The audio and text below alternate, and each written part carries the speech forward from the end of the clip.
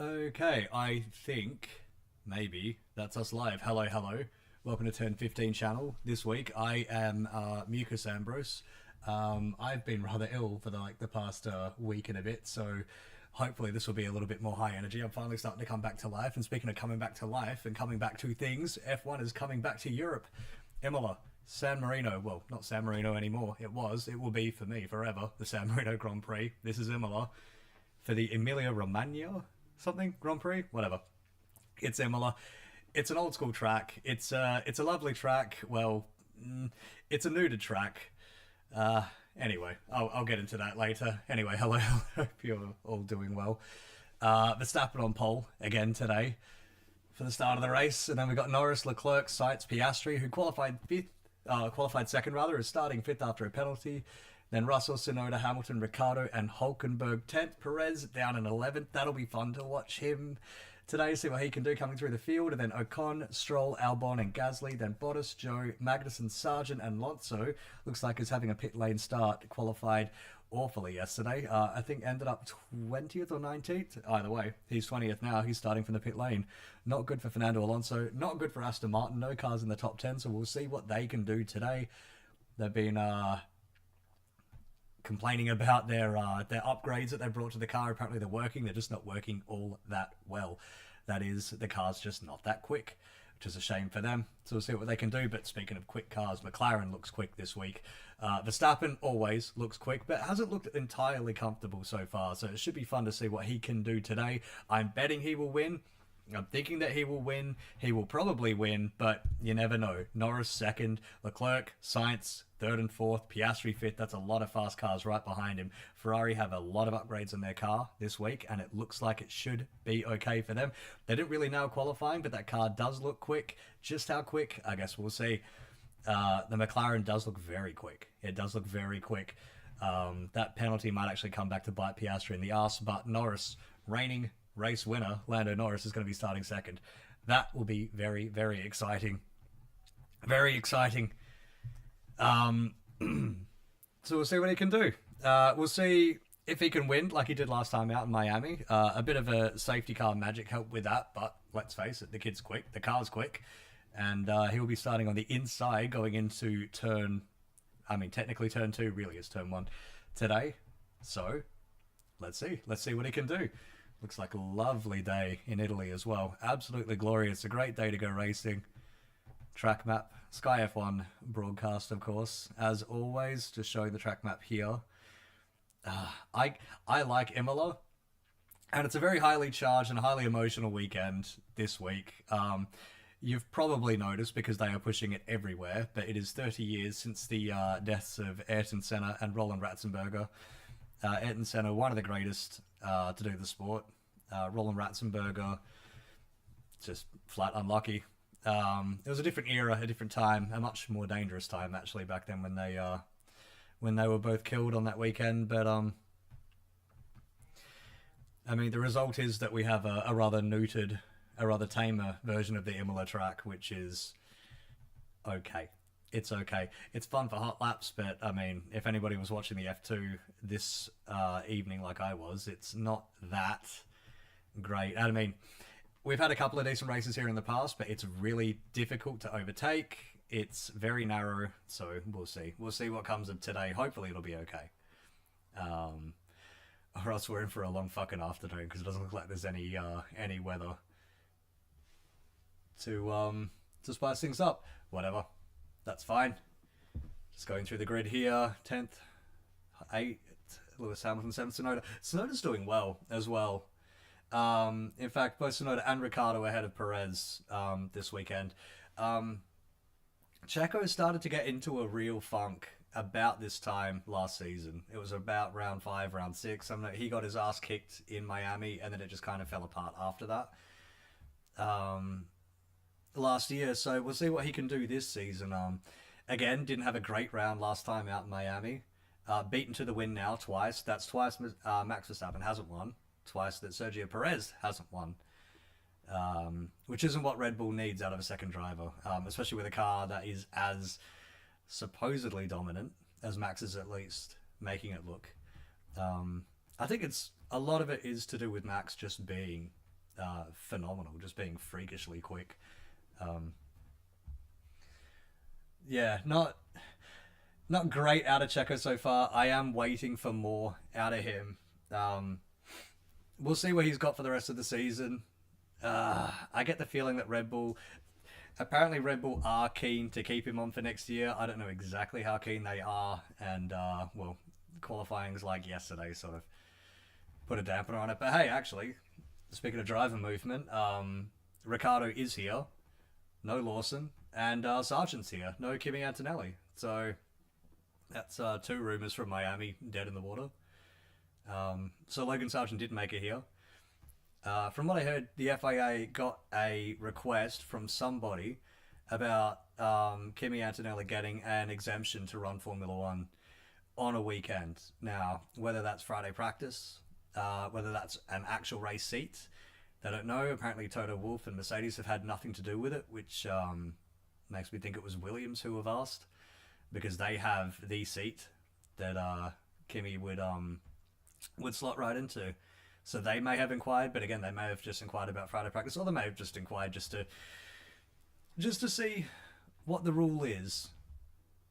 Now that we're several years removed from Max Verstappen and he's kind of proved himself quite a deft touch at Formula One, maybe this rule's a little bit superfluous as they're about to take off on the formation lap.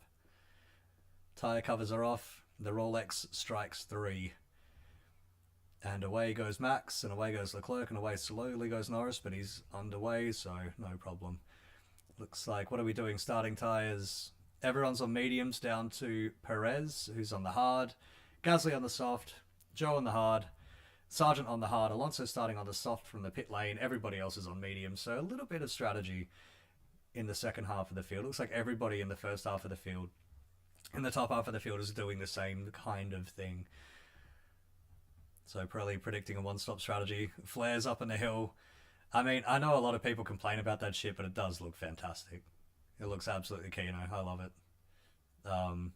The wall of red in Italy, the wall of orange in Belgium, and at Zandvoort as well. At the A1 ring too. The Red Bull ring rather. I think I'm just stuck in 2003. I think that's what it is. Does look fantastic though. A lot of red here. God, it looks like this is what Formula One used to look like basically everywhere about 25 years ago, 30 years ago, when Michael Schumacher, well, not 30, 25, 27 years ago, when Michael Schumacher was really doing his thing. Just seas of red. Remember when Jaguar came into the sport? I can't remember the fella's name who was running that program, but he said that he wanted to see basically a sea of green, like you would see seas of red at the track. Of course, it never really worked out for Jag. They were rather shit. Run very, very poorly. Very, very poorly. Pardon me. As I said, I've been ill, so let's see how long my throat plays ball. It feels a little bit like a Honda engine. It might go at any time, so let's see. So coming around. Not the longest of laps, this one. Again, it's a very old school sort of track. It's very narrow. Now that safety has come so far, the cars are so much safer than they were. I mean, you can see on board with science there, the halo, the headrests, and the high cockpit sides and all of that. Now that you got the the Tech Pro barriers and things like that, I kind of wish that they would restore this track to its former glory. I mean, maybe having the original Tamburello probably isn't palatable for F1 anymore after what happened with Ayrton Senna, but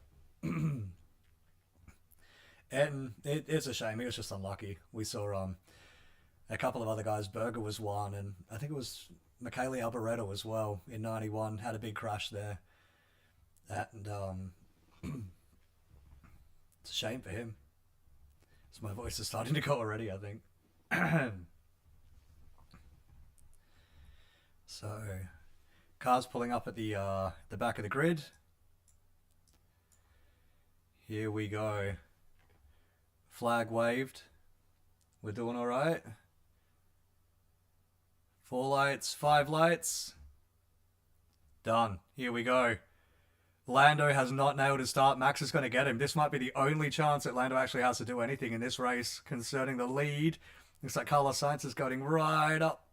Oh, he's being bulked off by Lando Norris. He can't get by Charles Leclerc. It looks pretty well behaved though through 1 and 2 and 3. Side by side. Very well behaved. Not at all like the F2 misery that we had yesterday.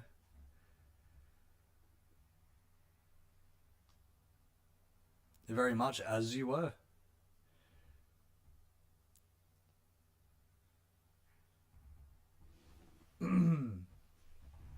Pardon me. Stroll and who's that? Esteban Ocon, I think, going side by side there. Oh, and Pierre Gasly in his Ayrton Senna tribute helmet going up the inside of Kevin Magnussen. Decent. Look at the gap Max has pulled already. All right. Well, anybody who was maybe holding out for another winner, I know it's only half a lap in, but I might have some bad news for you. It's like Alonso's caught the back of the pack already.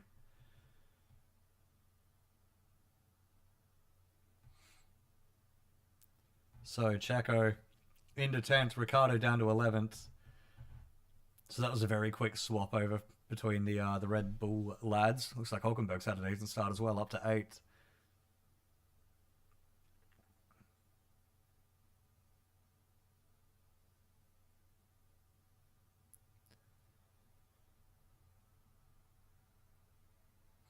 Yeah, it looks like both the Visa cars have had a bit of a hard start. Both down 2 places. Magnussen's jumped both the Salvers as well. Not much movement everywhere else. Hamilton up 1, Hulkenberg up 2. That's good. Perez up 1. That's about it.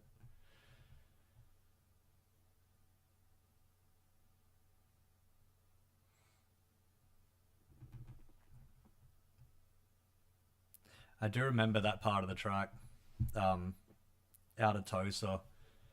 On a day like today, very nice spring Italian spring day. A salvo of Kimi Raikkonen going sideways because he pulled his steering wheel out in the cockpit.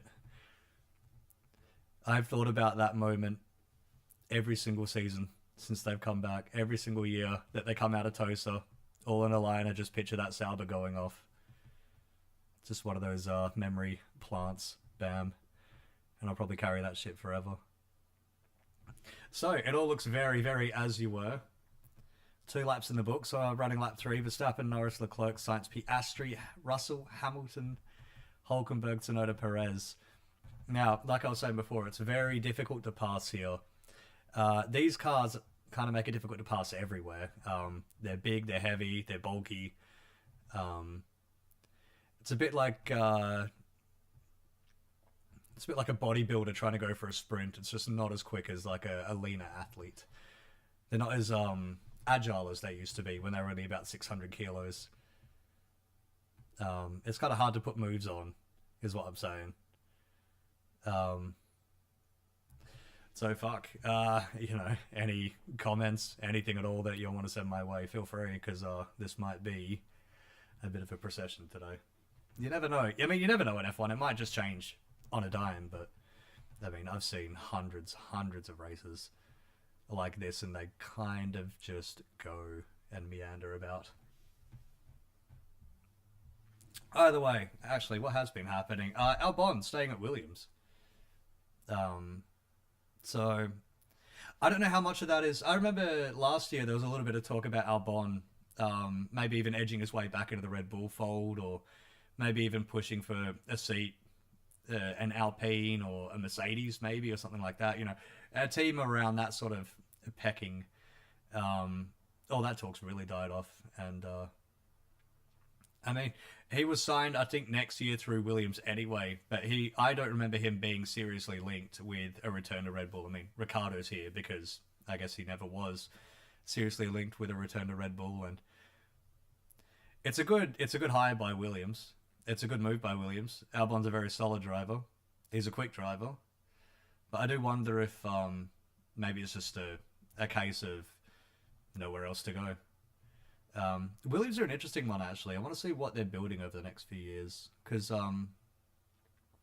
with James Vowles in charge, um, it looks like there's actually some form of interest in that team again. It's not just, I mean, it was existing as a zombie team for shit well over a decade. It wasn't really going anywhere. There were all these dreams about, hey, maybe one day Williams will come back, and it never really sort of was seriously going to go that way. I'm not sure exactly what they can do, but it is interesting what James Vowles is doing at that team.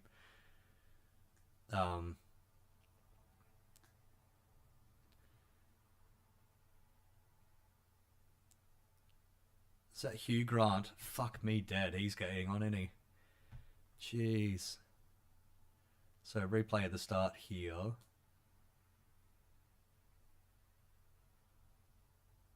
Alright, no replay at all then. Why not? I don't think there was much to look at with the replay there. I mean, I'm kind of interested how Hulkenberg managed to jump up 2 places, but likely it just looks like Tsunoda and Ricciardo both missed the start. So interestingly, actually, Alonso isn't making any fucking room. Any headway at the back there. This is lap 5 that we're working now. He's still stuck behind Logan Sargent, who is fighting for his life there. I don't think Sargent will see out the season, to be honest. I think he was. Oh, here we go. Replay at the start again. This replay actually works. So Piastri had a good start and looks like he just got chopped off by both the Ferraris. Sainz had a good start and just had nowhere to go because Norris has covered him off. It's very narrow. There's not a lot of room to really do anything. A little bit of 3 wide at the back. Yeah. It's a decent start by Hulkenberg as well. So here we are on board with Nico.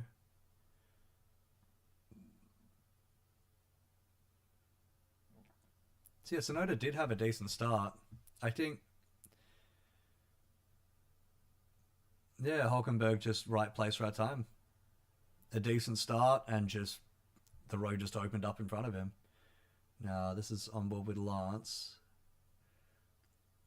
So has a little look on the inside of the Alpine. Oh, a little bit of wheel banging. Nice to see.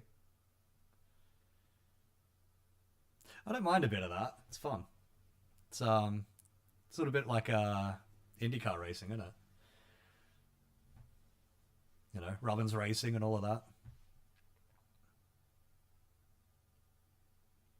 So lap 6, Verstappen 2 seconds out in front of Norris. I think it's game over already. 1.3 back to Leclerc, 1.1 back to Sainz, and then Piastri just within DRS range, but what can he do from back there? Those cars are very closely matched. You see Piastri here, the DRS wide open. Russell and Hamilton starting to fall back from this leading group of 5. Actually, it looks like Hulkenberg's having a little bit of a train forming behind him.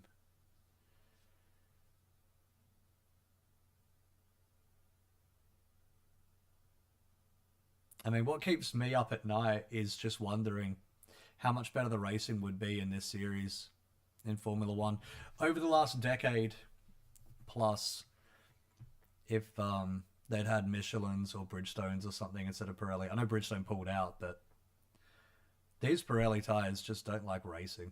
They really don't like racing. They're so sensitive to temperature.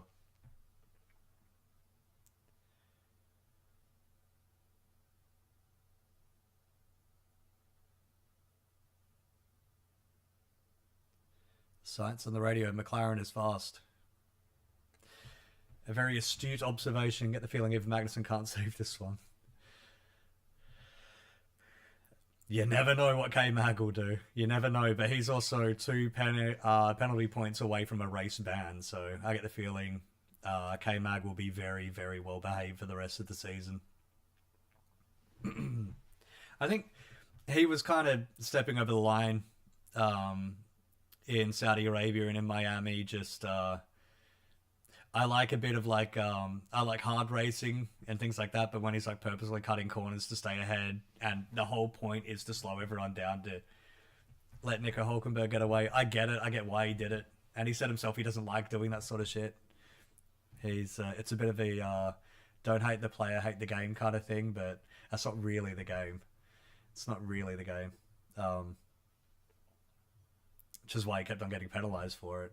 I think you'll see in the future you're going to see a much dimmer view of that sort of racecraft. It's a bit like in soccer when they put like 10 in the penalty box. And they just sit right back. They park that bus. You know, it's effective. It works. But it's also an absolute fucking grind if you're trying to do anything about it.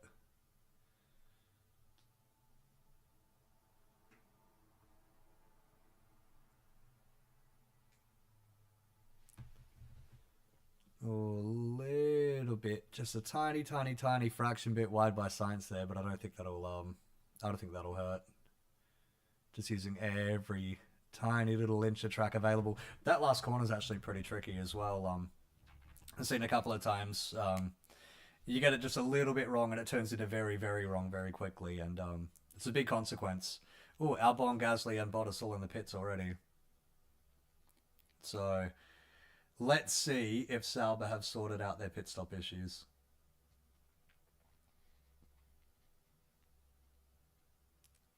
It's like Alonso's pitted as well. I must have missed that. Alonso has pitted early and put on the hards. So starting on the softs didn't work, I guess. I mean, it caught him up to the pack pretty quick, but that's really all that it did. So we'll see what Alonso's got, and it looks like he's totally missed. He's not going to get the undercut at all. Nah, he's totally missed it.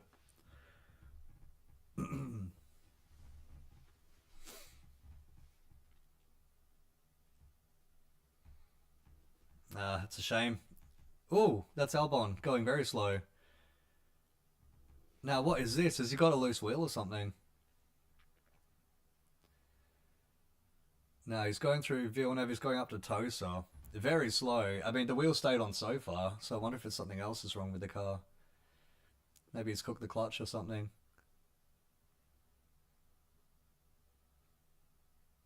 No, Albon.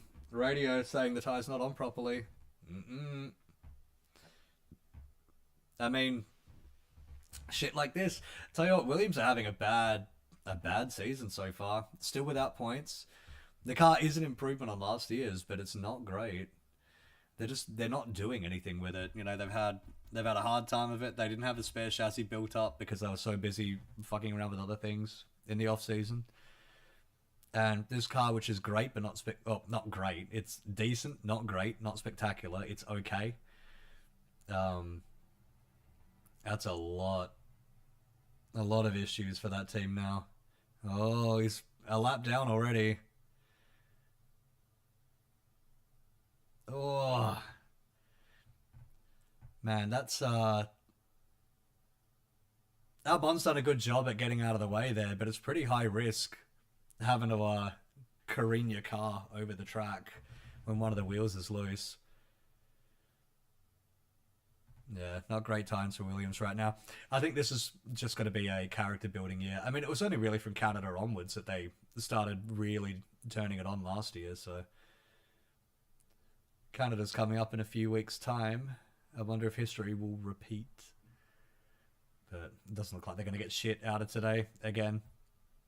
So Albon back into the pits. Already a lap down. Yeah, his weekend's totally fucked. It's a shame. I mean, and the irony being, this is the first race since he's signed a multi-year deal with that team. Now, I don't know how multi-year that is. I'm guessing something like a 2+1 or maybe even a 3+1 or something like that. Williams are very keen to keep him. So it's good for him. So here, this is a replay of Albon's first pit stop. Now, it looks... Is it the rear left? The rear left looked... I mean, it looks like they barely had the gun out of it when the car started going again. So the fronts look okay. I think it's the rear left. Just looking at the pit crew, I think it's the guys in the rear left were still going when the car was dropped off the jacks and let go. I mean, it's amazing to me that these mistakes can still take place um, in a category like F1. I mean, I know the pressure's one thing and the timing's one thing, but I mean, I get the feeling if they did like the cart method as Ricardo dives into the pits, I get the feeling if they did like the champ car method from about 20 years ago, they had a problem with a few cars leaving the pits without the wheels attached, which is very dangerous on oval tracks and things like that. And they said basically, we'll fine you out of existence if you do that again, and suddenly all those problems stopped. So just Ricardo pitting this lap. Surprised that not anybody else has followed him in. Looks like he's beaten Gasly and the rest of them out. Yes, he has.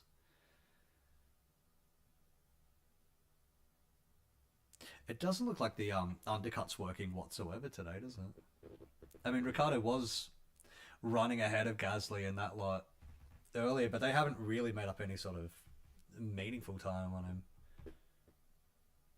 They've had 3 laps to do it as well.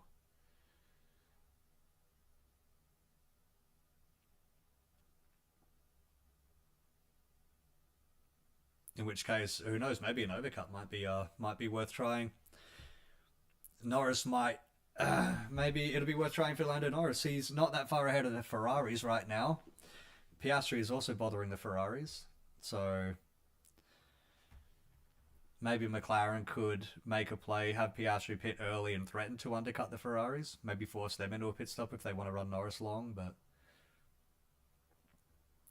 so Tsunoda in the pits. Yeah, seems like a pretty bog standard stop. 2.3 seconds, and off he goes.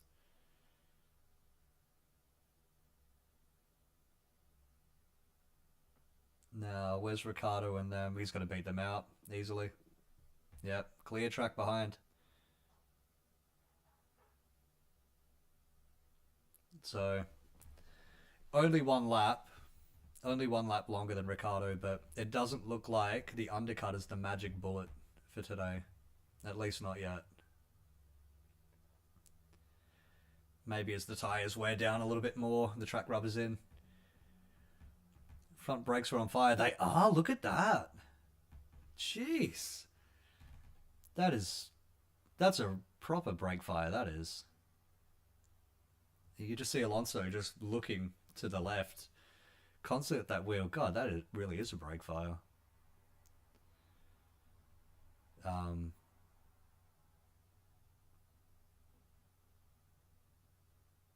I mean, shit. We'll have to keep an eye on Alonso and his front brakes there. But I mean, that just happens in pit stops a lot. But it shows just how close to the limit that they're putting that car. Hulkenberg in the pits now. So this is the time for Perez, Stroll, all of them to try to get ahead. What was that? 2.5 seconds by the Haas crew.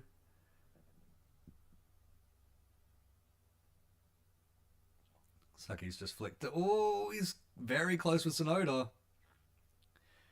Tsunoda's got through. How about that? A very marginally quicker pit stop for Tsunoda, but he's absolutely put the hammer down on his outlap and he's jumped him. He's jumped Nico. Well done. He's made the undercut work. You know, Tsunoda's an interesting one. He's been very, very quick, very good this year. Very good. He's putting a lot of shade on Ricardo even. Actually, Ricardo's an interesting case. He's a tennis champion. Good for you. Um, Ricardo's an interesting case. I'm not sure exactly what's going on with him.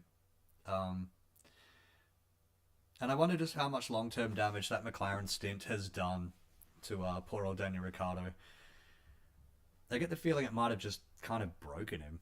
I'm not sure, like, confidence. I don't think confidence-wise has broken him. I think just almost, like, driving method, driving style, whatever you want to call it. I know that he had to deconstruct and reconstruct the way he drove a Formula One car when he was at McLaren, but I wonder if that's just sort of messed his brain around. Like, bent his jigsaw pieces out of place and now he can't put them back together. Either way, Tsunoda's looking very, very good against Ricciardo. Tsunoda's actually looking half a decent shout for the Red Bull seat, maybe, if they want to go that way. the driver market's really all over the place as well. I mean, a lot of it really does depend on what Max Verstappen does at Red Bull. I get the feeling he'll stay next year at least. For 2026 onwards, it could be totally, it could be just completely wide open. Who knows? I think Leclerc and Hamilton will stay at Ferrari for 26. Norris and Piastri will probably be at McLaren for 26, unless someone like Red Bull loses Verstappen and wants to open up their checkbook. But there's also the case of Kimi Antonelli. Who knows what Oliver Behrman's going to do? Who knows how long Stroll will stick around? Who knows how long Alonso will stick around? He's got, 26, I think? 26.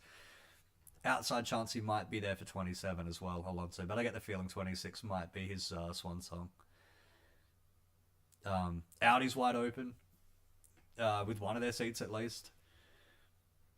Alpine, God knows. I don't even know if they'll be there. What if Snowden misses out on Red Bull or Aston Martin if Honda takes him to IndyCar? If Honda's still in IndyCar, maybe. I get the feeling they will be, but it's a little bit up in the air right now. IndyCar's got it's a shame. IndyCar's got a lot of problems. They're problems, internal problems. Yeah. IndyCar's got a lot of things that it needs to set right operationally. The one thing IndyCar does have right is the racing. It is fucking phenomenal. Absolutely brilliant. I think, personally, the best open-wheel racing in the world is going on in IndyCar week on week, and it's a shame because nobody watches the shit. Tsunoda to Red Bull, I think. Oh, Tsunoda rather to IndyCar, I think. It'd be nice. I think that IndyCar would suit him as well. Just the cars themselves, I think, would suit him. The way of racing over there, the hard, aggressive sort of racing that they do over there, I think would be great for Tsunoda. But it would really, it'd be a shame if he did, because I like Tsunoda in Formula One. I think that he has something to offer a top team. I really do. Exactly what he could offer. I mean, we've seen what Gasly, Albon, have done, and even Checo have done in that Red Bull seat, but I do wonder what Tsunoda could do as well. I like Tsunoda as well. I liked what I've seen basically since I was watching him in F3. Very quick, very quick. I think a lot of people still don't realize just how fast he can be. A bit of a hothead, and I don't know if they're going to get this hothead out of here, but he's very quick, and I hope that he sticks around. Tsunoda to Aston Martin in 26 would probably make the most sense, because that's where Honda's going to go. I remember Eddie Jordan saying that Tsunoda's only in F1 because of Honda, which is... I mean, maybe it's true, but it's also very, very harsh. I think that Tsunoda is a very good driver. I think he's an F1 level driver. I get the feeling... I mean, that second seat at Aston Martin is Stroll's, basically, as long as he wants it, but if they can land Adrian Newey, then I think Stroll might be forced out of that seat. Either that, or he gets one season in the Adrian Newey seat to see what he can do. Might not win it. I mean, I don't even think he's had a podium with Aston Martin yet, has he? So it's just not quite worked out for Lance, who's 9th right now on screen, following Checo here. I feel like races like this, it's almost more fun just to speculate in the driver market. So, what is this? Checo going into Tosa, going way, way wide, way off the road. Ah, fuck, I went off, says Checo. Yes, he did.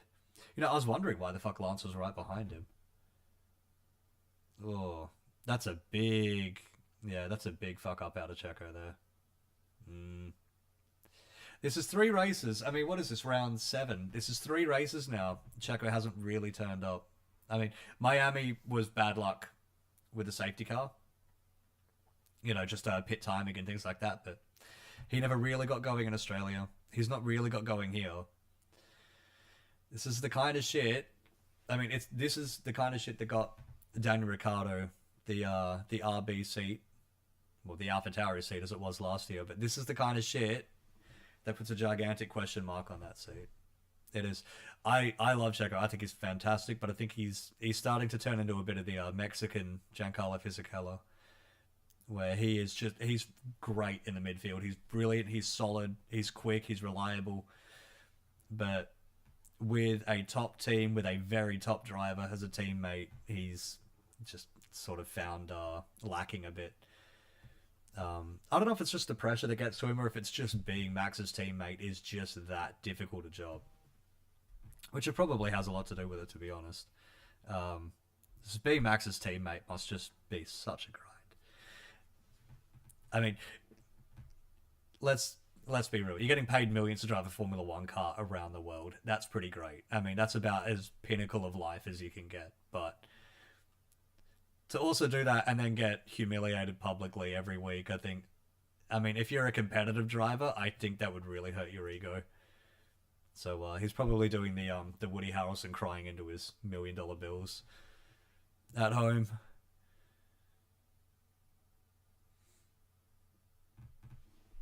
Either way, Checo. So and again, this only looks good for Tsunoda. So I think Red Bull were really hot on Tsunoda a few years ago. I don't think they're that hot on him anymore. They're probably just not convinced with what they're seeing at AlphaTauri, or Visa RB, whatever. Um, we'll see. I do get the feeling it's hard to see Tsunoda anywhere else if he's not with um, Honda, though. I mean, Honda are staying at that team, so he will likely be there next year. Um, Actually, Isaac Hadjar won the F2 race today, and Red Bull are still quite keen on him. They're quite keen on Liam Lawson as well. We'll see. We'll see. Um, there's not a lot of room open, actually. Just come to think of it. Just looking at all of the names on the grid, like Stroll's probably going to stay. Ocon is definitely going to stay on the grid. Gasly will stay on the grid. Hulkenberg is confirmed to stay. I mean, Bottas, Joe, Ricardo, Sargent probably won't stay. That's a big jump for Verstappen over the chicane. Good grief. Like a V8 supercar just taking flight. And he's completely missed the second apex in that chicane as well. That's a big launch there. Who was it? It was a Williams. It was Albon who clipped a curb really hard. I think it was on Friday, and it just basically shut the car off. So they might want to be a little bit careful, just the way they hammer these cars over those curbs. I remember who did that. It was Maldonado. Yeah, it was Maldonado at Spa in 15. He did that as well. I think it was only like lap 2 or lap 3 or something. I remember him going through Eau Rouge and he basically cut way to the inside of the Radion section of Eau Rouge and clipped one of the sausage curbs there. And it didn't send the car flying, but it did, give it a big hit. And it just shut it down. Maybe just knocks the connector out. Either way, I mean, shit, look, a race like today, you're kind of looking at anything to spice it up, aren't you? So Verstappen says that his tyre isn't good. I mean, that's Max all over, isn't it? He hasn't been comfortable all weekend. He wasn't that comfortable in Miami either. He's not been that comfortable with this car, really. Russell, box. He hasn't been that great, that in tune with this car at all year. I mean, it's almost an entirely new car that they're running out of Red Bull. And Max hasn't really been happy with it, but he just bangs in win after win, pole after pole. God damn, the guy is just a freak. Decent stop for Russell, 2.4. Pretty bang average. And away he goes.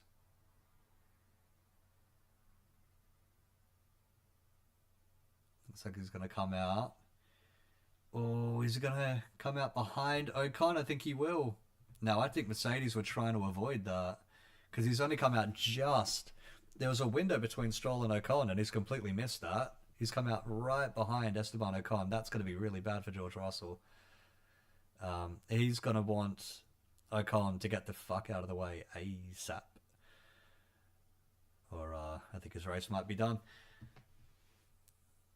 On board with Tsunoda here.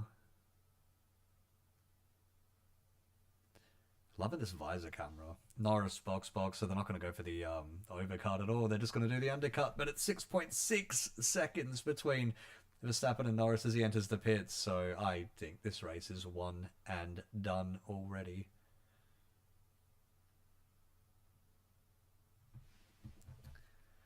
So Norris hits the pits. Bog standard stop. What's that, about 2.4? Yes, it is. Alex Albon penalty. That's for the unsafe release. 10 seconds because the wheel was not attached when he left the pit lane.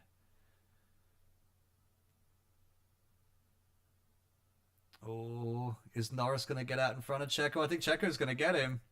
And Checo's going to be...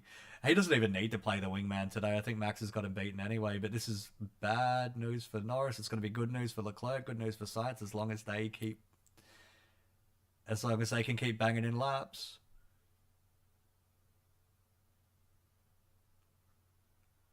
Now, I don't think they can pit. Ferrari can't pit right now. So,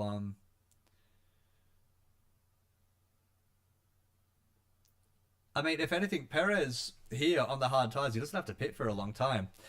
This is good for basically what Perez is doing here as a race strategy is just sort of the grenade for everybody behind Max. Like, as long as Max keeps his lead and, you know, gets into turn one and stays ahead and then can control the race from there, they can use Checo just to distract and basically flummox everybody behind Max. Now they have to take Checo into account when they're starting to pit. Maybe they run longer than they want to in order to try to create a gap. Or what is this? Black and white car. Black and white flag for car 1 track limits. Ooh. So Verstappen's been cutting it a little too close in some of these corners here. Lando Norris alongside and past Perez, so it only took 1 lap. Piastri out of the pits as well. So Norris only 1 lap, so that's about as good a case of scenario as it could be coming up behind Checo.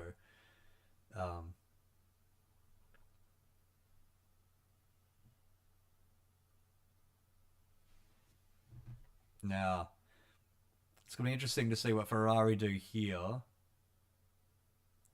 And I think Perez might have spooked them enough to keep them out too long. Yeah, I think Norris is going to get by both the Ferraris here. Oh, then again, Leclerc could be really touch and go, so Verstappen pits here.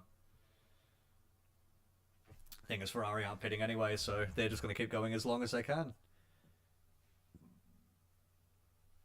2.6 seconds stop for Verstappen. He's got that time to bleed. It doesn't matter.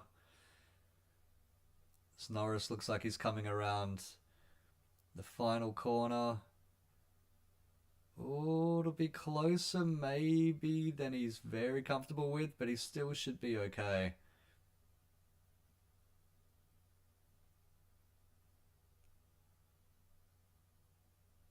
Oh, Piastri gets past Lance Stroll. And through to 7th. Man, that McLaren does look quick, doesn't it? I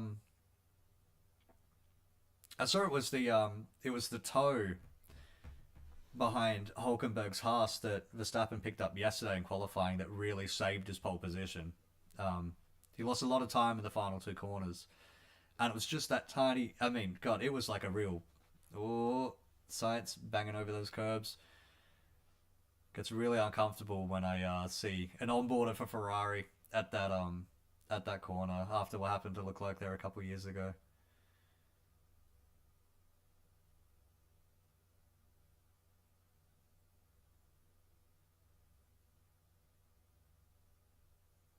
Ooh. So Leclerc in the pits. Sainz takes over the lead. So Ferrari is leading in Imola. That's not the greatest stop by Ferrari, 2.8.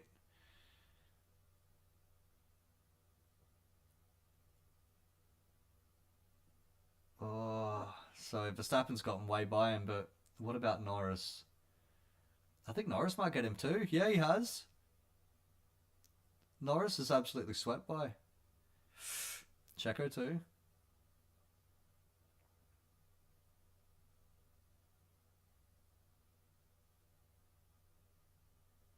So Leclerc starts weaving to warm up those tyres, scrub them free. Piastri fastest lap as well. Those McLarens do look quick. They really look quick. Got to wonder if Hulk hadn't given Max that toe exactly what would have happened in the race today. Oh, is that Hamilton's going very slow? I think he's been off. No, is that him going off at Aqua Minerale? I think he has. Pardon me. I think that he's just gone off at the Aqua Minerale corner. I mean, that would make sense. I think he's isn't that where he had a spin the other day as well? It must fuck your brain seeing all these Ferrari flags wave around the track as a driver, because all you're seeing is just red flags waving everywhere.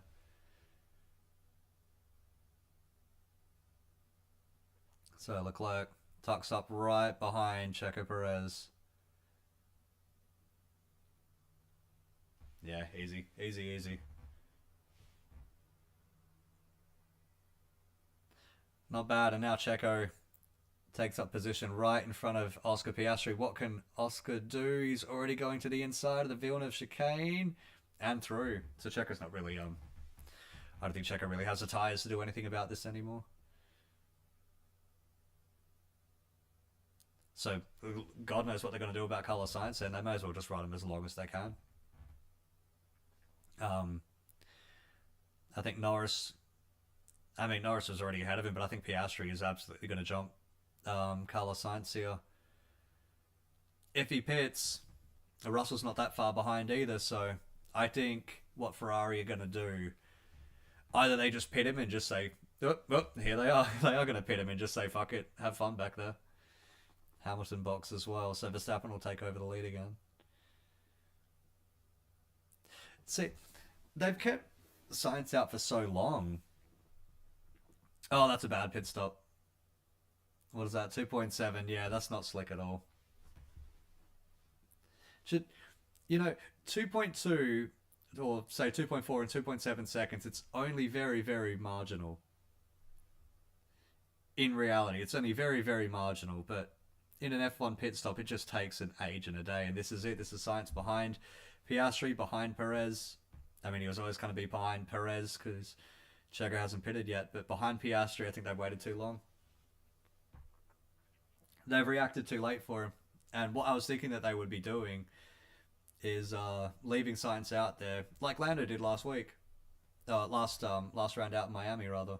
So this is a replay of Lewis Hamilton, so I'm guessing he's just missed the apex. Yep, there he goes, and bouncing across the gravel, and then onto the track again. So, yeah. It's about as bog standard as it gets. A lot less devastating and off than 2021 here for Lewis Hamilton. Oh. Fucking hell. Is that Yuki Tsunoda around the outside? Hulkenberg as well around the outside of the Villeneuve chicane. Damn, that's some great passes going on in the midfield.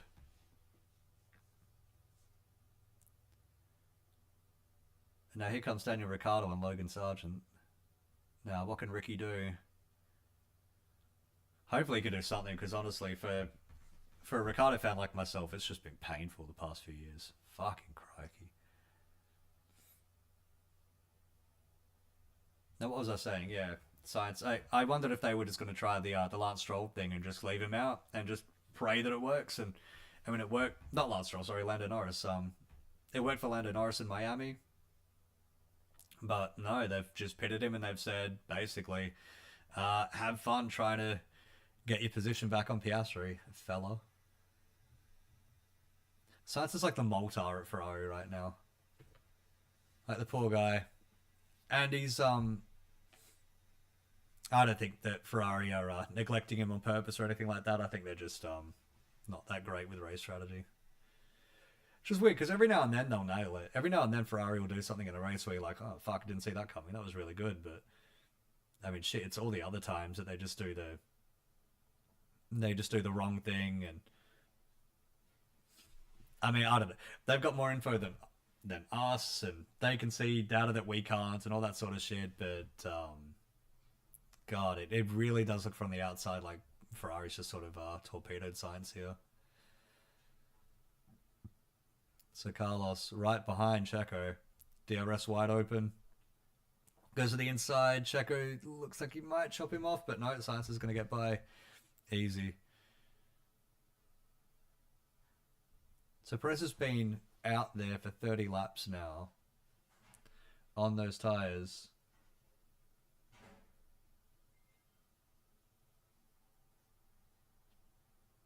So what else? Stroll, K-Mag, and Zhou Guanyu, and Logan Sargent, the only cars who have not pitted yet.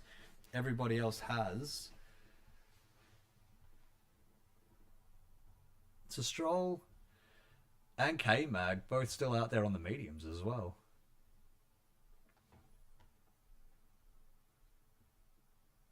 How very interesting. Here we are on board with Oscar Piastri.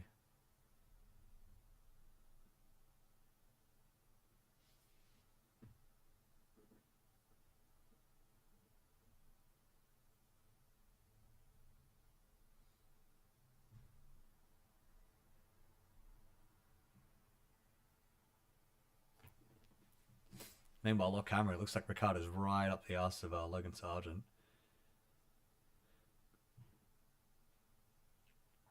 So Piastri, engineer just telling him degradation is a little bit higher than they thought it would be. Oh, is that George Russell trying to get by Checo Perez? Almost went right up his right up the arsehole of Checo Perez there.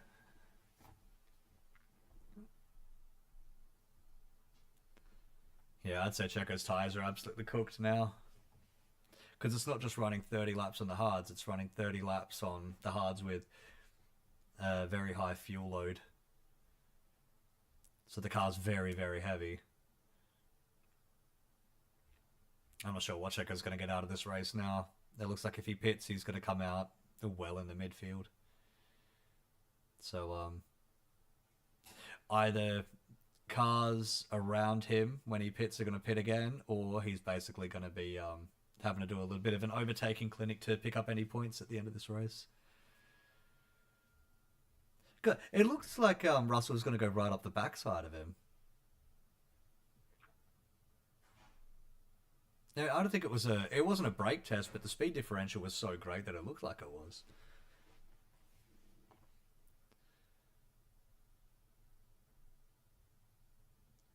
So Piastri here, half a second behind Leclerc. And this is the race for third as well, so Italy not only wants, but it expects a Ferrari podium. It probably expects a Ferrari win, but not going to get that today. It expects a Ferrari podium today. We'll see if Charles can deliver. You know, for all the new bits that they put on this Ferrari, and it's been described as like a B-spec car, as an evolution of the car that they launched. Sargent finally hits the pits as well.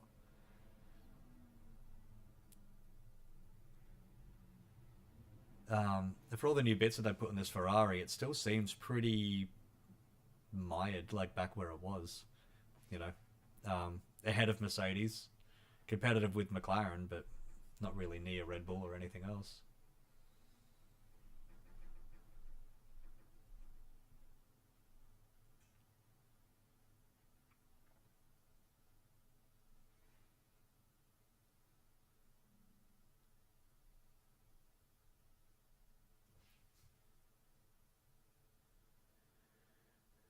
Timing screen says that Sargent's out.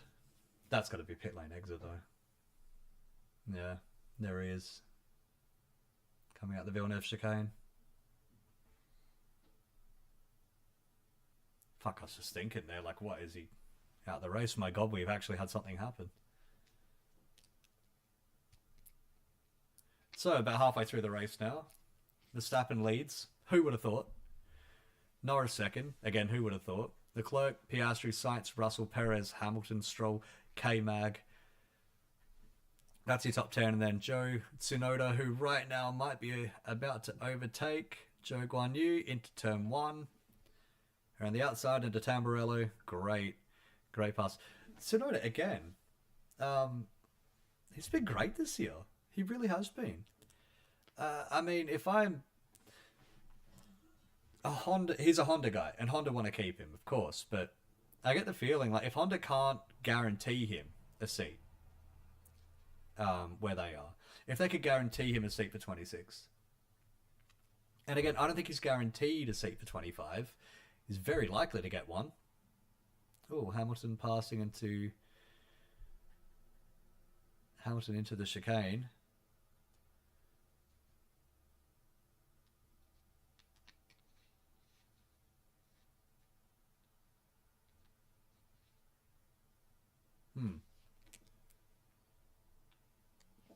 Totally distracted by that Hamilton overtake. Now, what was I saying? Something about Tsunoda. Yes, that's right. I think it's very likely that he stays in that junior Red Bull seat next year, which would be almost unprecedented to do that many starts in that what is supposed to be the junior driver team for Red Bull. If he does stay, then that means Ricciardo's seat is absolutely up for grabs, probably by Liam Lawson, or outside chance it could be Isaac Hadjar, or I'm trying to think any of their other juniors who are actually really standing up and making themselves count. Probably not enough for an F1 seat, but it's still early in the year. Norris, why am I so much slower than the guys behind? Norris saying that he has no pace. Oh shit. That's not good. Well, for all the new bits that they put on the McLaren as well, and it is quick. Maybe it's just not that quick on the hards. Not on worn hard tyres, at least, anyway. Or maybe he just feels like he's got no pace, but he's actually rather quick.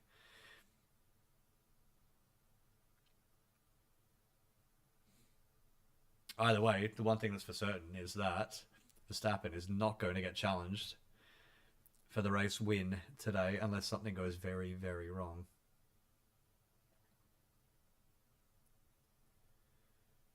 So on board with Lewis Hamilton here, coming up behind Checo Perez. Oh, Perez going very wide into that apex at Tosa.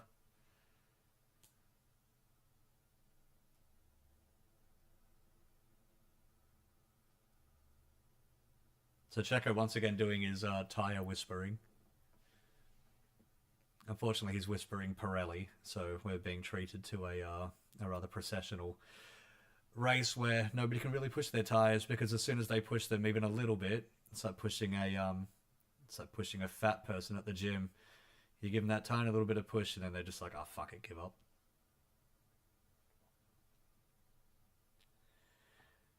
Either way, Tsunoda. Gonna be interesting to see where he ends up.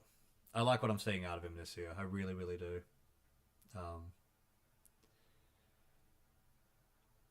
I'm guessing he'll stay with Honda. They're generally very loyal Honda drivers, and Checo's making it very, very difficult for Lewis here. Almost chopping his nose off. Lewis is right up his ass. There's not going to be quite enough room in the Villeneuve here. Wonder if he'll throw it up the inside at the hairpin. Just not quite close enough. Checo a lot tighter on the apex this time.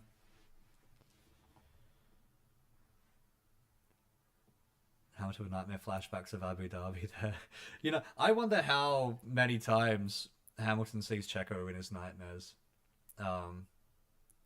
Remember Baku in 21, where Hamilton accidentally fucked his restart and went ahead, and Checo went and got the win. Abu Dhabi as well. There's a few times that season actually that Checo was doing a bit of a solid defending.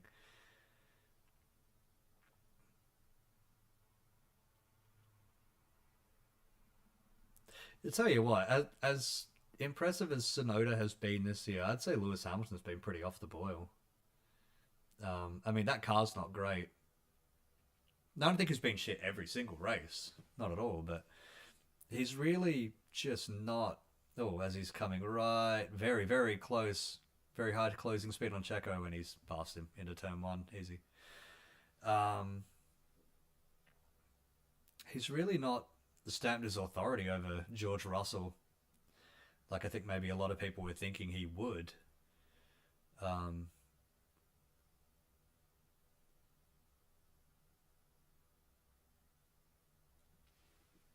I mean, he's trailing Russell this year in the points. He's definitely trailing him on the track. Um, you know, his car DNF'd in Australia and he couldn't really help with that, but it's just not been all that great for Lewis this year, to be honest. I don't think. I mean, you look at Alonso and you realise that some guys might just be able to keep it up forever. So Checo box box. Um, it'll be interesting to see what Lewis can do at Ferrari. Um, I know a lot of people are thinking that he'll go there and Adrian Newey will end up there, and then it will be Lewis romping his way to an Adrian Newey assisted championship at Ferrari. But he has Leclerc as a teammate next year, and Leclerc will push him hard. I mean, Russell's pushed Hamilton. Um, I don't think he's pushed him to the edge, but again, I, pardon me, I've said it before. It's one of the real shames of Russell and Hamilton's time at Mercedes is that they were never fighting for a championship against each other. Um, Ever since Russell sat in one of those seats, they've got their cars completely wrong, and it's just been endless struggle sessions for both of them. I mean, they've had a couple of decent fights, and it was Russell who won it at Interlagos a few years ago in 22. It was Russell who got that one. It's Russell who got the sprint win. Um, it's Hamilton who got the pole up. I think it was Hungary last year, but again, completely flubbed that. Um, it's a shame. It's a shame. Um,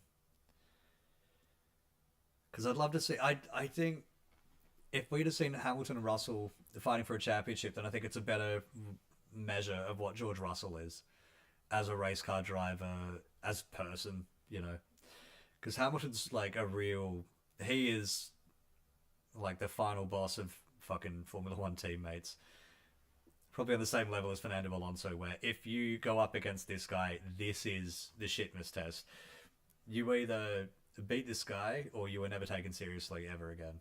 Um, Never taken seriously as like a champion in waiting. I mean, Bottas fared okay. Okay. Every now and then against Lewis Hamilton, and nobody looks at him seriously again. You know what I mean?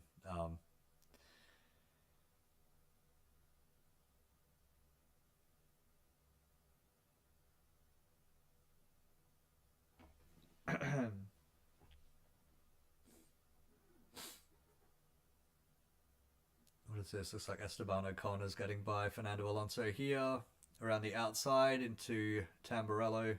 Easy, easy, easy.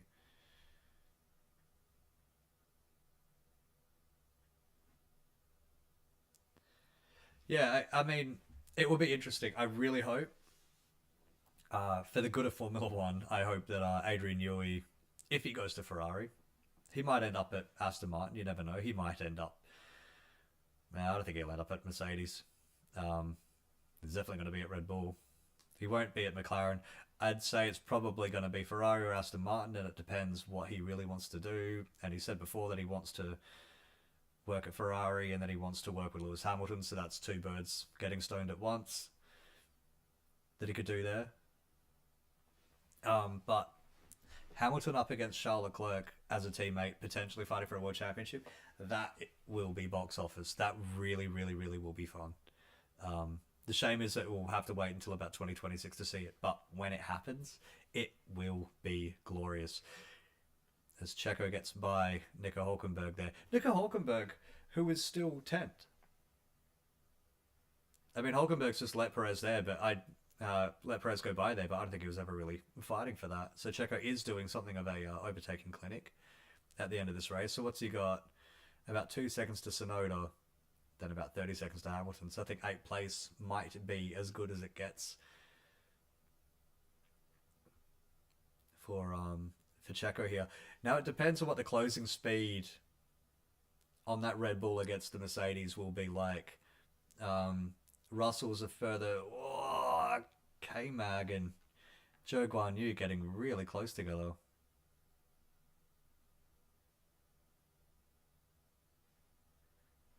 Really, really close there. So, what's that, about 30 seconds to Hamilton?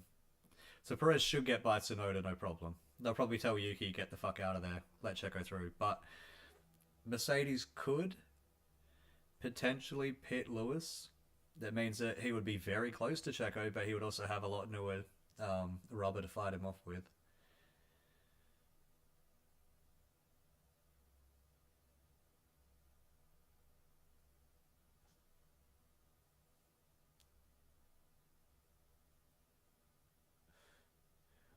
A little radio exchange there with Lando Norris. Basically, Leclerc starting to push, and Norris is saying, "Yeah, I'm pushing too." He doesn't sound all that worried, Lando. I think he's got it covered. 1.4 seconds. Leclerc is behind Norris. This race is actually starting to it's like a cake. We've gotten through all the we've gotten through the arduous mixing bits, and now it's almost finished baking. This looks like it could actually be quite a fun run to the end. So Checo, Tsunoda here. Checo will get by very quickly, unless Tsunoda wants to make a point to Red Bull. I don't see Tsunoda staying ahead here. I mean, what's Tsunoda on? 28 lap old hards. Checo's on brand new mediums. I think Checo's going to go right by him there. And then he's going to go hunting for that Mercedes. Now, will Mercedes keep Hamilton out? Do they even have any tyres left? I mean, Hamilton has stayed out this lap, so that's an answer for this lap. 30 seconds. Russell's about 40 seconds. I don't... Unless something drastic happens. I mean, as Checo breezes past Tsunoda there on the main straight into turn one. Easy. Easy peasy. 30 seconds to Hamilton. And if he can get past Hamilton, a further nearly 8 seconds to George Russell. How far can Checo get? Will it be 8th, 7th, or 6th? Or is something else going to happen up ahead? Look at Leclerc. He's less than a second behind Norris now.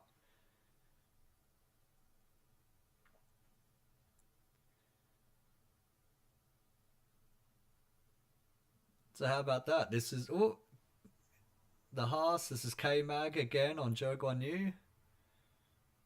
Oh, Norris and Leclerc have come right up behind them. Shades of Monaco 2011 here when you got a whole bunch of dicking around going in front of cars coming up to lap them. Now you gotta... I can see the flashing blue flag there, so K-Mag's just going to let them both by. I think K-Mag's fucked there. I don't think he's going to be able to get that back. Now, what Joe can do is let these guys by out of the chicane. Oh, K-Mag is keeping pace with them. Now, how much longer is that Sauber going to stay ahead of these two?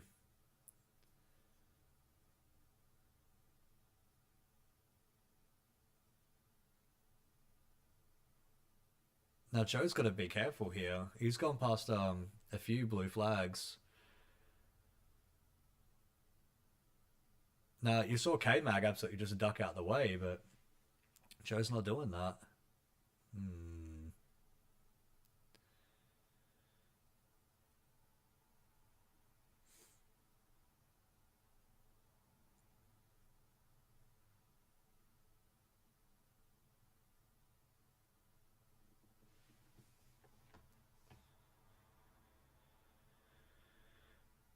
So Joe's finally gotten out of the way.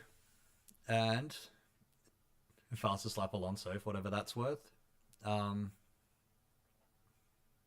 Joe has gotten out of the way, and Norris is still ahead of Leclerc here, so it didn't really come into play like it could have, which is great news for Norris, bad news for Leclerc, good news for Joe as well, because he stays ahead of K-Mag.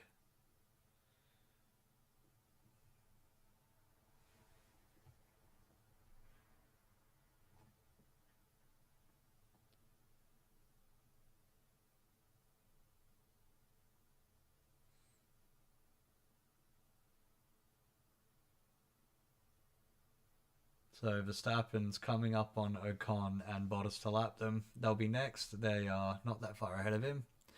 Doesn't look like that traffic's really going to interfere with the lead of the race, at least. So Leclerc is keeping within DRS reach here, but can he push past that? That's the $1 million question. And this is the thing. This is a very narrow track, and you got to have a really decent run at the fella ahead of you if you want to get by. And I'd say as long as Norris can keep it tidy out of the final couple of corners of this track, I think he should be able to stay ahead. I mean, it looks like he's got the speed to do it. The car's definitely quick enough to do it. This is almost vintage, isn't it? Ferrari versus McLaren at Imola.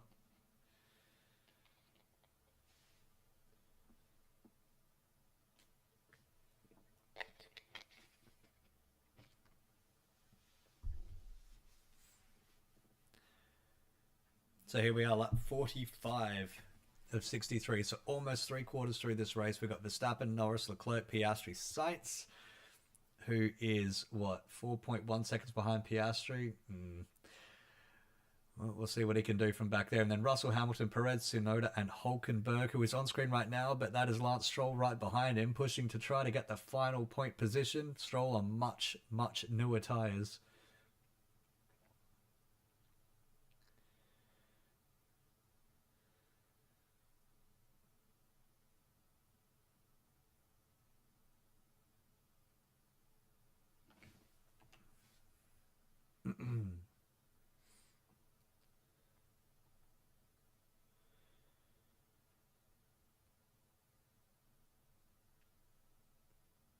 Leclerc's now dropped over a second behind Norris, so there goes that DRS. Looks like Checo's not really making any inroads on Hamilton in the Mercedes as well. So it's this battle here, Stroll and Hulkenberg, and then the other Haas, Joe v Magnussen. Those are really the only two on-track battles going on right now. Everybody else is just kind of gapped. No, I'll tell a lie. Ocon and Bottas looks like it might be turning into something as well. But this is the only one really worthwhile because it's the only one for a point-paying position. Hulkenberg, to his credit, it looks like Lance is going to get by. There we go, Lance in the 10th. Good work, Leaf. Well done.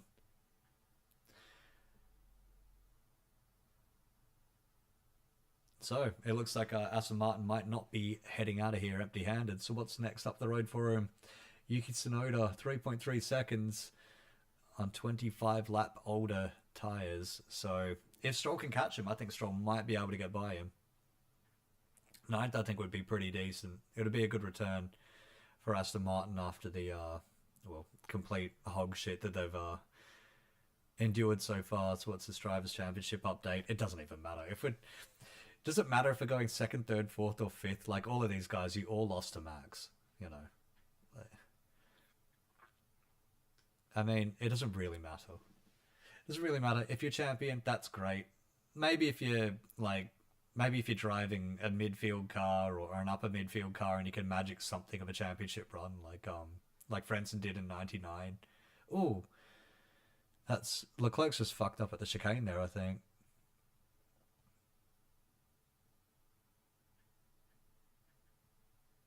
Whoops. I think they just cut to that. I think Leclerc just went. I think he missed the apex of that chicane. I think he just locked up and went over it. Yeah, yeah, he did.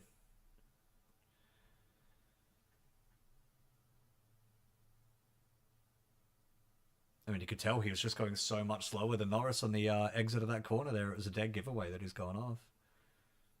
That and his tyres were covered in shit.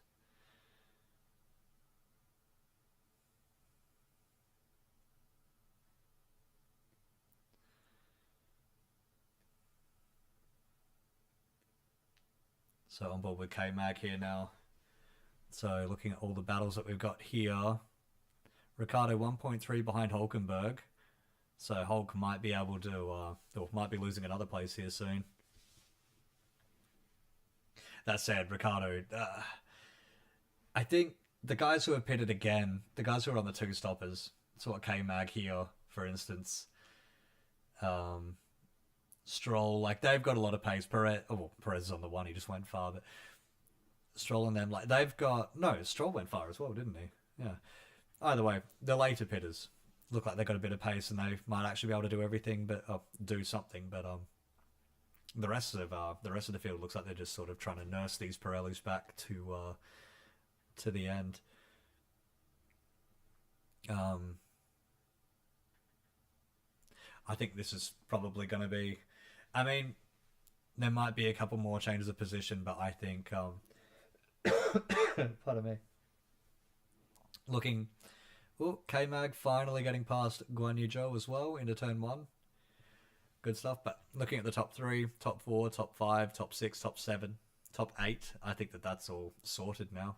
It's all pretty spacious between those cars there. Leclerc's now 2.5 seconds behind Norris. See, this is what I'm saying about these Pirellis. They could be pushed a little bit, but you push them just a lap, tiny bit too far, and it's over. And it means that you get a lap or two of action, and the rest of it you may as well just throw the checkered flag. I think this is the biggest thing about this rule set is the Pirellis aren't a great tyre, and they've had a very specific task, Pirelli that is, which is make a tyre that will fall apart and will give us exciting racing. And they've made a tyre that falls apart and leads to all the drivers just nursing them forever. If they push them, they can't push them for long, or else the tyre falls apart, and then you've got a pit, and then you're completely fucked.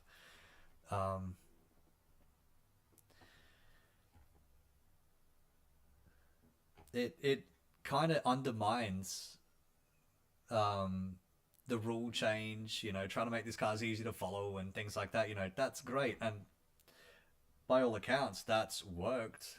I mean, these cars, even now, are still easier to follow than the aero monsters from 17 to 21. But those Pirellis just will not let these drivers attack each other lap after lap after lap.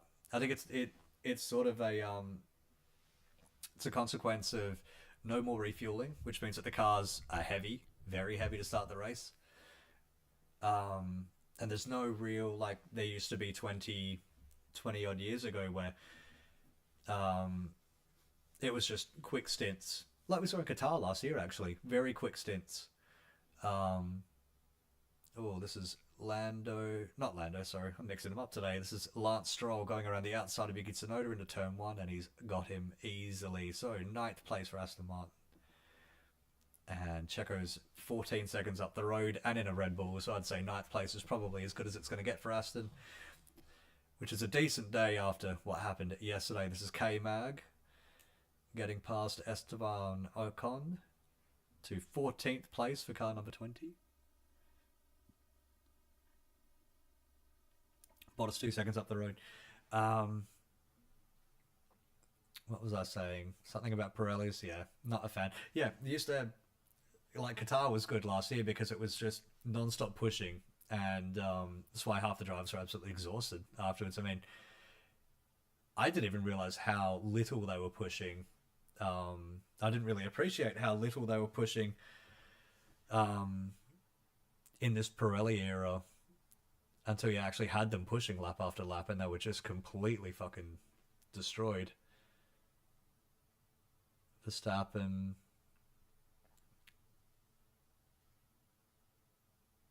radio, just again not all that comfortable with his car, not all that comfortable with his tyres, but I mean Norris is 4.5 seconds behind. There's 12 laps to go. I'd be surprised if Norris can do anything from here, to be honest. I mean, if Norris can pull this off, oi oi. If Norris can pull off the win here, then that would be fucking phenomenal, but I don't see it. To be honest, that's a Haas going very, very close with Valtteri Bottas. That's Kevin Magnussen getting by him, and away he goes. K-Mag's actually keeping pace with the McLaren that's a lap in front of him. So who's that? Piastri. He's doing well there. And then Bottas ducks out the way to get past, to get lapped by the Ferrari as well.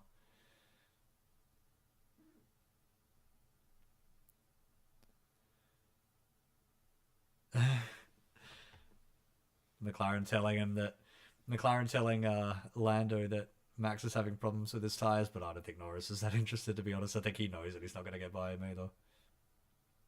What is it? 0.369 that he's taken out of Verstappen on lap 51. 4.4 behind. It's a pretty manageable gap, to be honest. Even if he loses 3/10 here, gains 3/10 there, I think Max has got this done.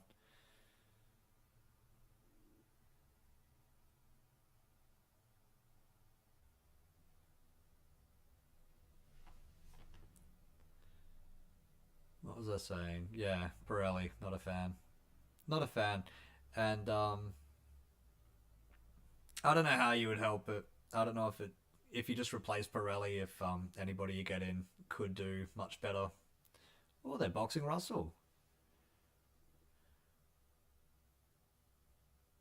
What on earth for?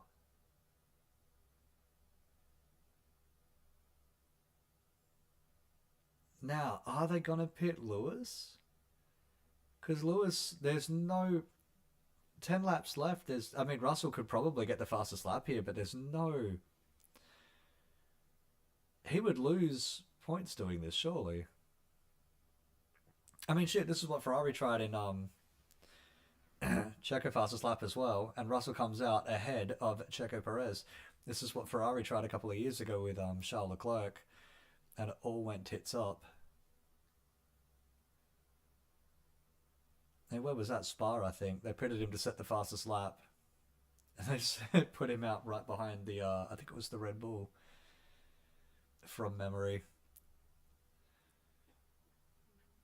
Which he just, I think it was a Red Bull, or was it Alonso maybe? Either way, he just got past him and then he ended up getting a penalty for speeding in the pits. Ha ha ha ha. I mean, poor Leclerc, but fuck me dead. What a absolute own goal by Ferrari that day. I mean, Nui Bacon their cars would be great. And I suppose one carrot they could offer him is that you get to make an actual road going Ferrari as well, just to cement his legacy. Because Ferrari is one of those, I get the feeling they'll be an eternal brand. And Nui will be an eternal name with a Ferrari. So, an actual Ferrari. A Ferrari you can go out and buy and drive if you've got a few $1 million just sitting around. Um,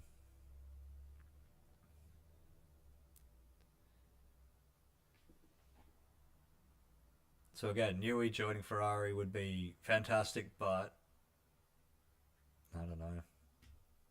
I think they've got a lot of operational things that they have. Albon retire the car.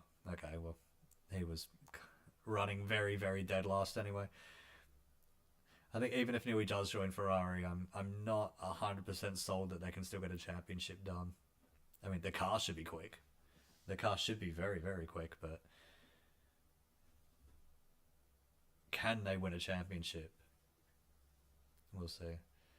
It's crazy. I remember it doesn't seem like all that long ago that it was Ferrari was basically Red Bull now, and they were just winning everything. I remember watching Michael Schumacher win here at this track over and over.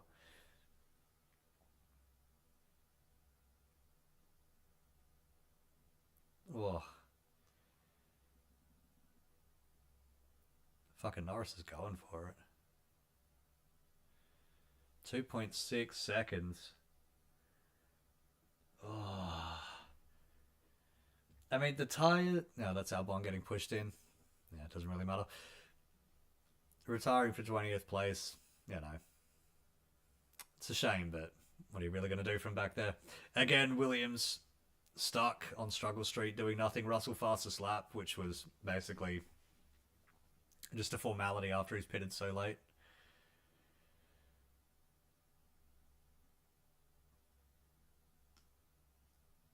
2.4 seconds now. 8 laps to go. I want to believe, because that would be a hell of a finish. Oh, look how close he's getting, though. This is interesting.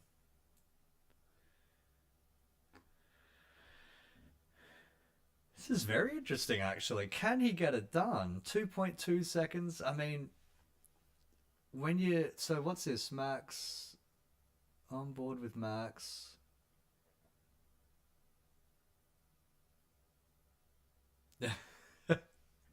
That's Sonoda holding up Max Verstappen at Toaster, and Max is getting very upset about it. Oh shit. Well, that might be his Red Bull seat done. Especially if Max loses today. I get the feeling Helmut Marko will be absolutely spitting chips about that. I remember who was he yelling at? Jaime Alguersuari, I think, because he held up Vettel in a practice, on a practice flying lap, and he got chewed out in the garage for it. That was at Korea years ago, 2011 maybe. Um, I mean, that's the flip side of having a second team with your young drivers. Sometimes they might get in the way. Sometimes they might fuck things up. Look at that. Verstappen now 2.016, 2.045 seconds behind Verstappen. He's not in DRS range yet, but it's not going to be easy for Verstappen, this. You know, that McLaren looks quick. It looks quick. The bits that they put on it are good. Under 2 seconds now, 1.9. Now, catching up to him is one thing. Catching him and passing him is another. 6 laps to go. Oh, this is getting very interesting. Joe Ocon incident. Turn 9. Forcing another driver off track. I mean, God, where are they? 16th. I don't think it fucking matters. 15th and 16th.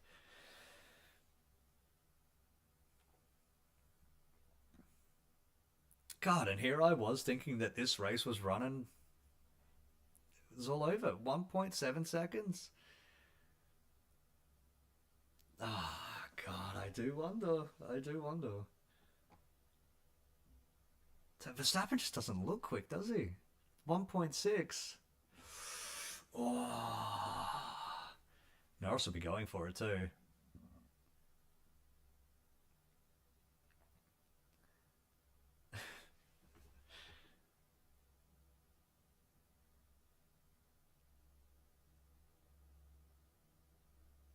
1.6 seconds. Oh, I do wonder. Oh, I do wonder. You know, one thing's for certain, and it seems kind of crazy saying this because Max is just running a clinic again this year, but he's not as safe as he was last year. Really not as safe as he was for the win. Oh, Lando gets really, really loose out of turn 4. Real loose. Oh. Oh! And in turn 6 as well. Well, Lando is pushing. I think that's going to cost him a bit of time there. What is that? 1.6? 1.6 still? Oh, maybe Verstappen really is in trouble here. If that hasn't cost Norris that much time, Verstappen must be really in trouble. Still 1.6, so the gap's kind of holding steady. Now, this is sort of the really hard bit. Ahoy hoy. 1.7.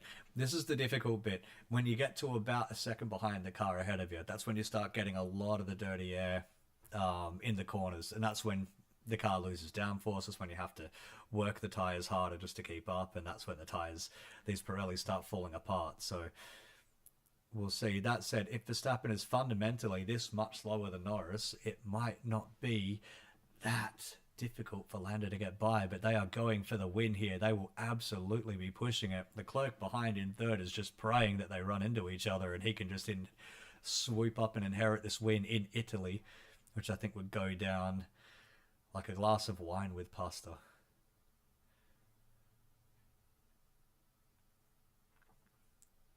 That would go down like Nonna's spaghetti on a Sunday night. Look at that, Russell only 13 seconds behind Hamilton. You know, I'm not sure about Mercedes pitting Russell for this. I think he's doing maths this late at night is a pain in the ass, so I won't bother. But I get the feeling Russell's dropped 1 point rather than gained a point with that fastest lap, having to pit and then giving up the position to Hamilton.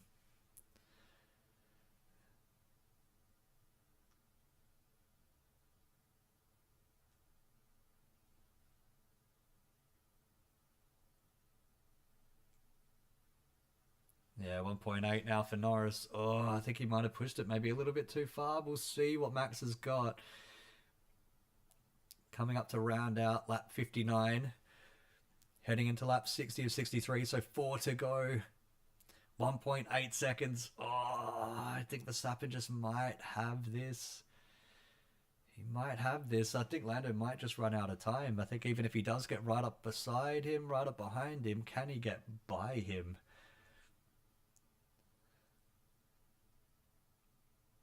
Only Stroll as traffic potentially before the end of this race, although he is quite a ways up the road. I don't think he'll really come into it, so it is just going to be a straight fight between Lando and Max here. 1.5 seconds.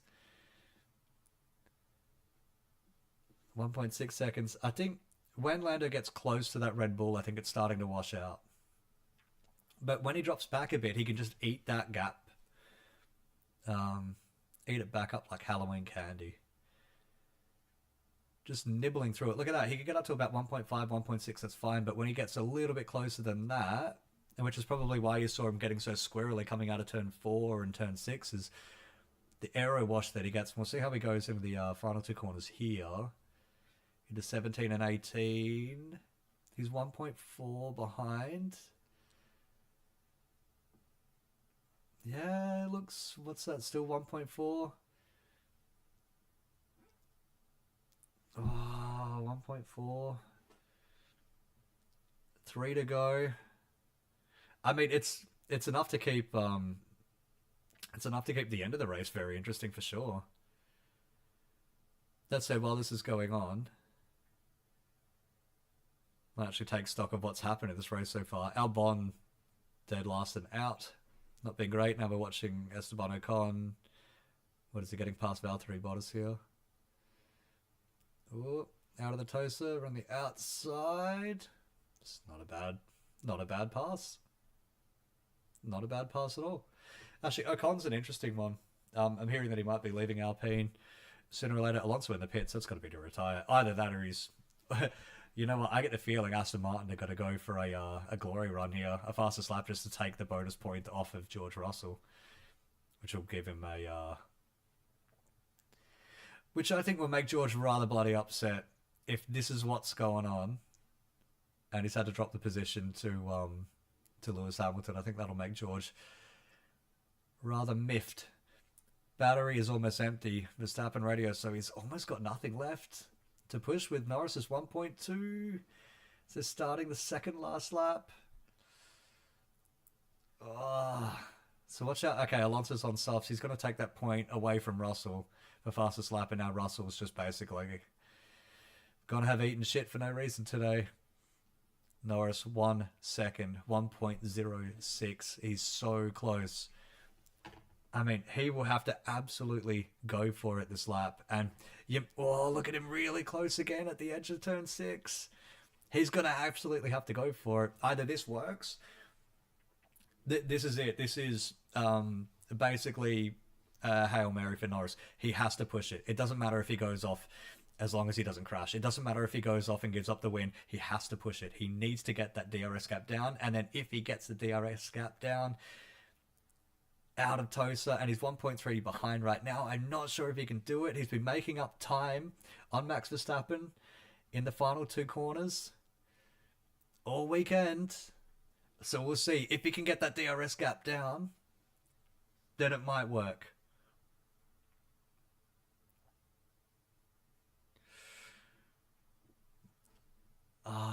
He's so close, but he's not going to get it. He's just not going to get that DRS. No, he's not got the DRS. I think this is it for Norris. 1 second, just under a second. So now he's just under a second. He needed this race to be just one lap longer, I think.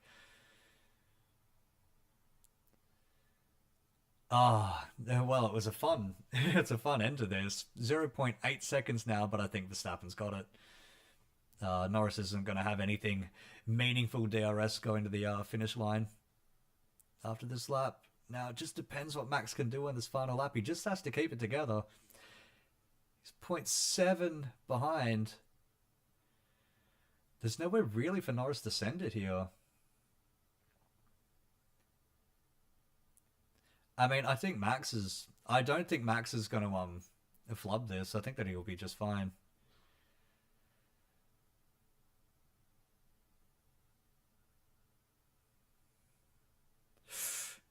Yeah, this is it.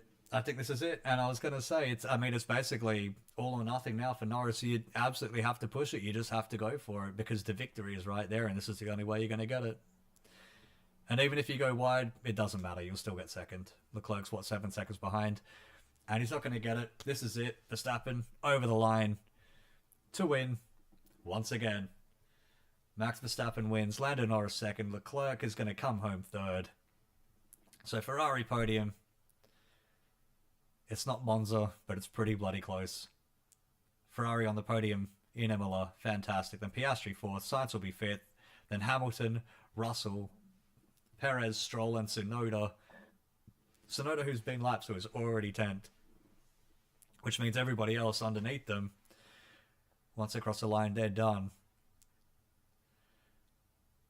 Which means 11th Hulkenberg, 12th Magnussen, 13th Ricciardo.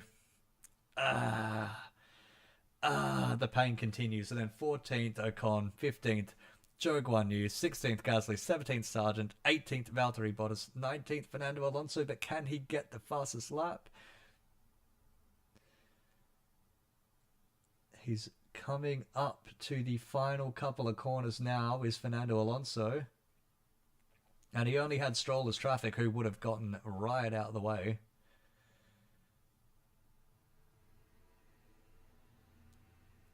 Watching Alonso over the line. I think he got it. I think Fernando Alonso's got the fastest lap.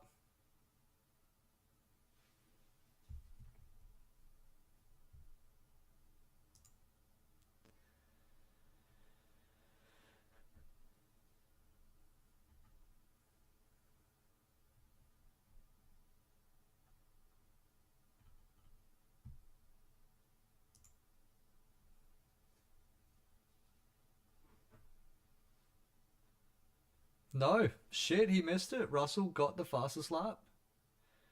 118. So what was Alonso? About half a second behind that in the end. That's a shame.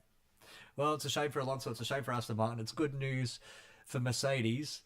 Not great news for Russell. I mean, he was the one that got the fastest lap point, but he also gave up a point himself against Lewis Hamilton, which was probably going to miff him a bit. Anyway, now that excitement's done and the race is over, Verstappen, Norris, Leclerc, Piastri, Sainz, Hamilton, Russell, Perez, Stroll, Tsunoda. So Checo 8th in the end. Not a great. I mean, points is points, and this is what happens when you start 11th. But fuck Checo, mate, bloody hell. Anyway, Stroll 9th, decent points for Aston Martin. A couple of points for Aston Martin after what promised to be absolutely nothing for them. So well done, Lance. Well done. You know, he's copped a bit of pelters this year, probably more than I think he's really deserved. Especially over that China shit. Whatever. 2 points is good. Tsunoda again in the points, so great for Tsunoda. Good for Cash App RB. Yeah, Norris saying he just needed a couple more laps. Fuck, I'll say.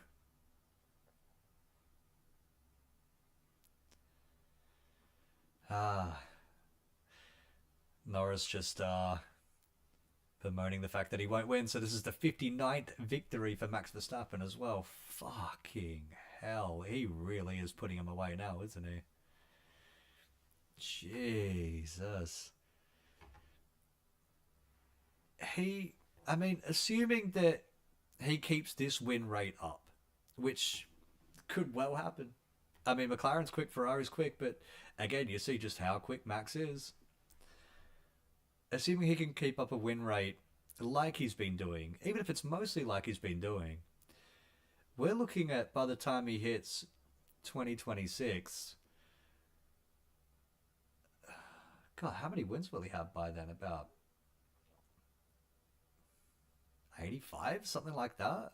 Well over 80. Just incredible sort of stuff. Anyway, so that's everything. Um, it's the end of the race. How about that? That was actually really fun at the end there. It just kind of got away with, kind of got away from me. It's the sort of thing like every now and then Formula One is so fun that you just kind of lose track of where you are. I mean, sometimes it's absolutely painful. Sometimes it's like watching the laundry spinning around. That's how boring it is. But other times it is just absolutely gripping, and it could just turn on a dime. It's the greatest thing about this sport. You never ever quite know until it's done. Catalonia 2001 is a good example. You never know. You never know who's going to win until it is absolutely done. Even though we all know it's Max, but um, decent race. That was okay. Good ending. Very good ending. So decent passing. Um, decent atmosphere. A decent day. As wow, that's a lot of people onto the track now.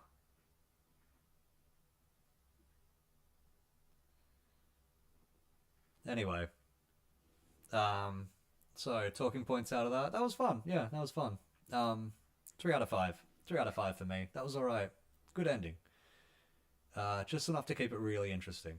Um, I think we all knew that Red Bull was going to win. Um, we all knew that Red Bull was going to win, I think, but McLaren made it very. McLaren made them think twice, and I think they're going to do that a lot this year. So it's good. It's good.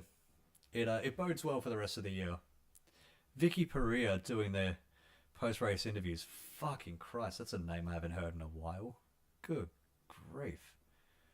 She used to drive. Was she driving Indy Lights at one point? I think. I'm pretty sure it was like GP3 back in the day in Indy Lights, maybe. Yeah. I mean, there's a reason we haven't heard of her for years and years, so kind of tells you how fast she was anyway.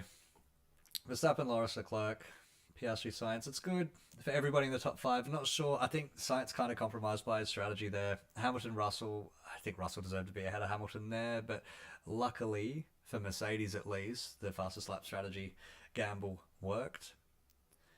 Perez eighth. Keep an eye on that seat. I don't think Checo's safe. It was an okay recovery today. It really was.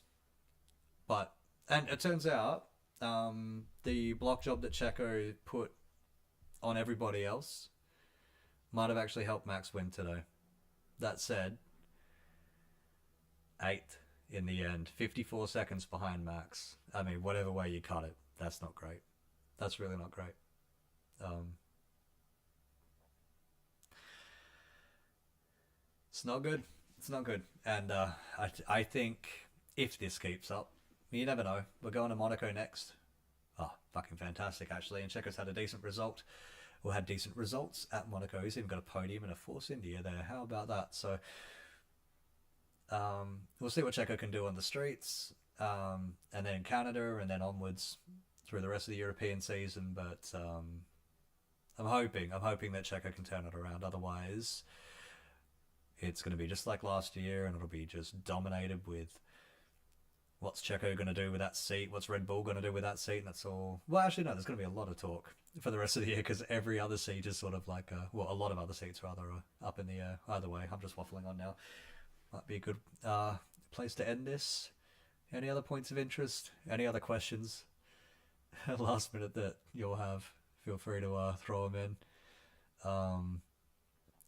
Hulkenberg 11th, Magnussen 12th are close for Haas, but just not quite. Ricardo 13th. the pain, it never ends apparently. Alpine still nowhere. Sauber and Williams still pointless. Gasly still pointless. It's the strugglers are really struggling this year, and it's gonna have to take a crazy sort of a race like we had at Monaco last year. It was all very processional until it turned absolutely bonkers. About 50 laps in. Um, who knows? Maybe Monaco's a special beast. It's a weird beast, and who knows? Maybe something can happen there. Maybe somebody will get it right. Maybe somebody will get it wrong. Maybe Williams can score a point. Maybe Alpine can do something. Maybe it'll be exactly the same top 10 as we have today. Who knows? Either way, hope to see you then. So next week, Monaco, fantastic. I'll be there for it. It's Christmas Day if you're a motorsports fan because you got Monaco and then you got the Indy 500. So I am absolutely pumped. I cannot wait. Cannot wait for that day. Should be absolutely fantastic. We've got about 20 minutes till the end of the Premier League season as well. So what a great day for sports in general. If you're a sad cunt like me, then days like this are just fantastic. Either way, thank you very, very much for watching. I've been Mucus Ambrose this week. Hopefully next week I'll actually have my voice fully back.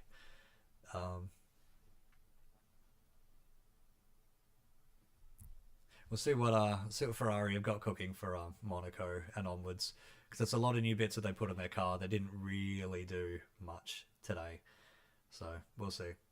We'll see what they can do. See what McLaren can do for the rest of the year. See what Max can do for the rest of the year. See what Checo can do. See what they all can do. It's all going to be very fun. Either way, thank you for watching. I'll be back next week. Again, like I said, Monaco should be a whole lot of fun. A whole lot of fun.